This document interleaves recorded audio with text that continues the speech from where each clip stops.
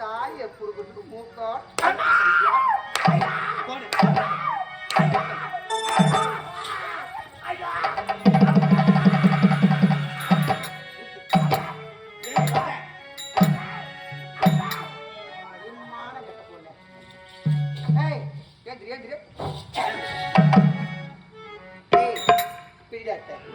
மாட்ட மூக்கணங்கார அது நீ மாட்டு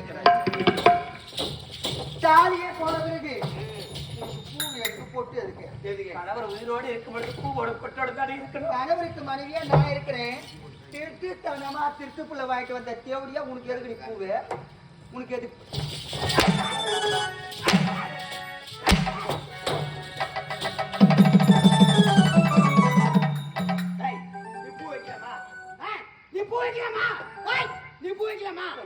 இந்த தேவடியா வைக்கலாம், நீ வைக்கலாமா? என்னம்மா வாடா இப்படி தேவடியானுக்கு நல்ல வாக்குற பையா. ஆமாம்மா தேவடியான்னு கேட்கறேன். அதுக்கு அர்த்தம் என்ன தெரியுமா? நம்ம காலை காட்டு. ஓ என் கைத்துல மாட்டின்னு இருக்கிற மாதிரி நான் சொல்லாம சொல்லுமா, அதுக்கு அர்த்தம்னா அது அப்படி மாட்டக்கூடாதுல பையா. நம்ம எப்படிமா முன்ன பின்ன மாட்டிருந்தா தெரியும்.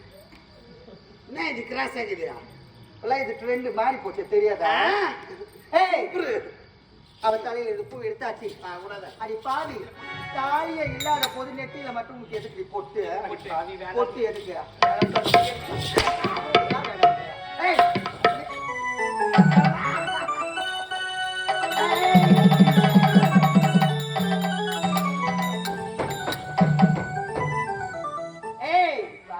நீயும் ஈவு இறக்குமே கிடையாதா?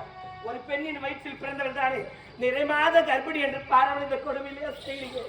இதெல்லாம் இருப்பேன் சொல்றதை கேள்வி என விட்டு நான் கணவரோடு சேர்ந்து வாழணும்னு ஆசைப்படுறேன். அது நல்ல பொறப்பா இருந்துச்சுன்னா சத்தியமா இதே நாட்டுல பிரசவம் பார்த்தா அந்த குழந்தை யாப்புள்ள மாதிரி நான் வளர்ப்பேன்.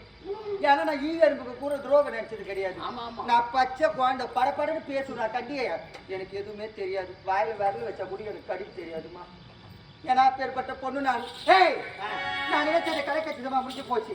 இனி முதல் கொண்டு இந்த நாட்டுல நீ இருக்கவே கூடாது. இந்த நாட்டுல இருந்த பார்த்த இடத்திலே பெட்ரோல் ஊத்தி